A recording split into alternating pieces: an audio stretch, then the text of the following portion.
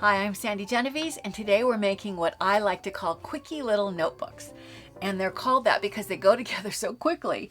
You can see I've got a couple of different ones here, and I find that even though I use my smartphone for my calendar and my schedule, I constantly like to jot down ideas and notes where I need oftentimes to sketch out an idea. So I find that it's helpful for me to have these little notebooks that actually have paper inside.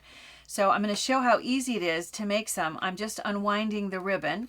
You can see I've used a button to hold it down, and inside I just have, in this case, notebook paper, just trimmed from a notebook. What's great about this is if you are more comfortable having the lines spaced close together, wider apart, since you're making it yourself, you can put whatever size, whatever color. The lines can be widely spaced or narrowly spaced together, but it's easy to do, and you're going to be amazed this goes together super fast. Also, I like to take, and I've got this wound around, so if I undo this little silk cord, you can see, and once again I have a button. In this example, I've used scrapbook paper that's two-sided in order to create a quickie little scrapbook. If you have like brag books with grandkids or children inside, it's great to do. And the thing that makes this work so well is the ability to add staples. I've covered it up with the decoration on the outside, but these notebooks have been attached just with a couple of staples that, as you can see, are right in the fold. It's super easy to do. You don't need to go buy a long neck stapler. I'm going to show you how easy it is. In order to start, you want to start with chipboard. Now, if you're using this to create a little notebook that's going to be for to-do lists and things, you can use the back piece that came if you had shirts that went to the laundry and there's a little chipboard in there, or the back of a cereal box, or anything. You don't have to worry about it being acid free. In my example, I'm going to use this to put photos as well as souvenirs and journaling. Then you want to make sure that you use chipboard that's in my example is craft color, but make sure it's acid free because you don't want to taint your photos.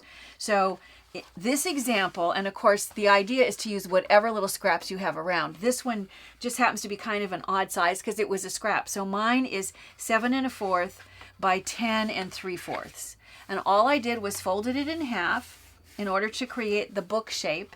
And then I took all different scraps that I had of leftover solid as well as patterned papers. My patterned papers, some of them are patterned on both sides. I have plenty of just plain because I know I'm going to put lots of journaling. I think it's important to do journaling in your own handwriting. So I always include some solid colored papers that allow me to do that. These are cut. They're also folded. And because they're all different sizes, notice I'm just placing them wherever you want. You get to put the staples wherever you want. So these can be any place in your book, however you like them to look. And then notice that these pages are cut just a hair smaller, maybe 1/8 of an inch smaller. So when I set this down and I line it up with the fold of the notebook, you can just barely see a tiny little sliver on the top and on the bottom, just to make it so that if it slips a little when you're stapling, you won't have it poking out. Give yourself a little bit of slack, because then it's easier when you actually go to staple. So at this point, I'm ready to staple when I have all of my fold lines lined up. So I'm going to, and if you want to, you can use binder clips to hold these together. I'm just always impatient, so I'm going to just flip it over. But if you want to be careful, you can do that. This is a piece of cardboard that's just cut off of a box. And notice it's the kind that have the open cell inside, so it's real cushy. I'm going to use this to staple into it. So I'm going to turn this over, and I just need to make sure that it's going to sit under any place I'm going to place staples. And then I'm going to take my stapler, and you do have to have a stapler that lets you open it up. So when I press here, it lets me lie this flat. And then I'm going to place staples right in the fold line, and I think I'm going to do 3. So I'm going to do 1 in this spot, 1 right, roughly, I say right in the middle. I'm not measuring, so may not be exactly in the middle. And then 1 closer to the top. When I get closer, it's harder for me to see my fold line, but I think it's right about there. And you'll see when I move this out of the way and turn this over, that it's stapled directly into this. So all I need to do now is pull this off, and the staples are still there, but the prongs are just sitting straight up. And it may not even be obvious because of the pattern paper. I'll start with this one. I'm going to just take a pencil eraser and push on those loose prongs to close them up. It shows better on this yellow. So let me do this one, and you can look and see. All I'm doing is just closing up the staples manually with this little eraser. So easy to do. You don't need a long neck stapler. And now you have a cool little notebook. If it bothers you to see the staples, I just decided that this way, no matter how clumsy the stapling might look, it's going to get covered with my decoration. So once again, I'm going to just take scraps, and I've got it cut to my 7 1/4, and I just cut along the check lines. So I'm going to put adhesive, and as I say to you every week, I'm not going to stop to put the amount of adhesive that you really need. More is better, but I'm just putting enough to hold it together to show you how this works. So place your adhesive, and then I'm going to, if I look at this, I have 1, 2, 3, 4, 5, 6, 7, 8. So 1, 2, 3, 4 lines is about going to be where I want this to fold. And I'm lining up the top and the bottom, and I'm going to just wrap it around. So you have your decoration, the check decoration, and then I'm going to add, and I have to decide, do I want red?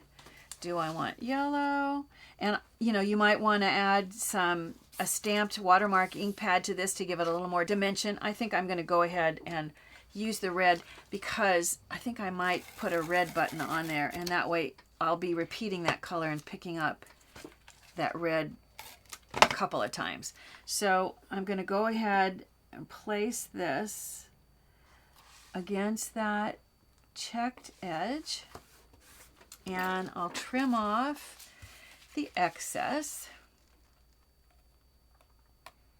And then, in order to keep it nice and flat, of course, the longer it sits in your purse or in your tote bag or wherever you're going to keep it, it's probably going to flatten out more on its own.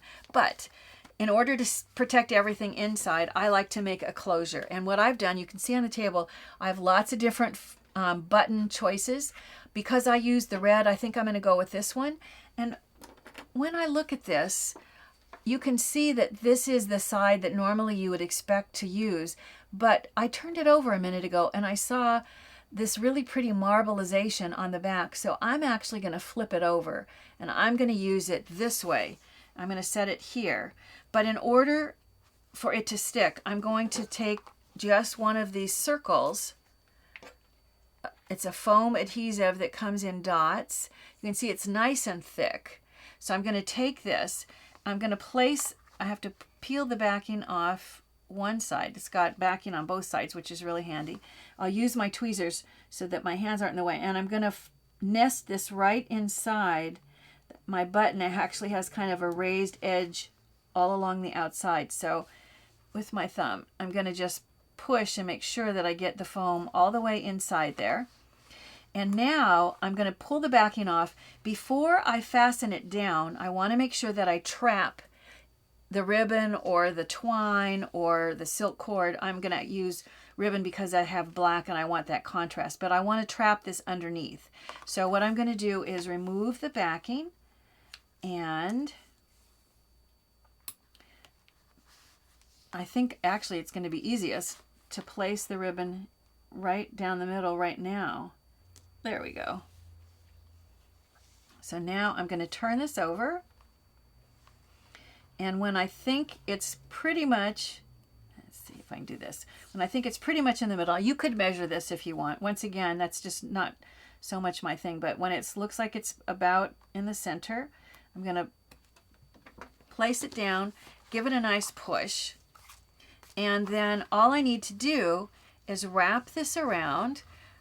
And then when it comes to this edge, I like to, wrap it I don't know, at least once, could be a few more times, and then trim off whatever extra there is. And that easily and that quickly, you have such a cool little notebook. You know, these handy little books, they're great for notes, for to-do lists, as well as for photos and journaling.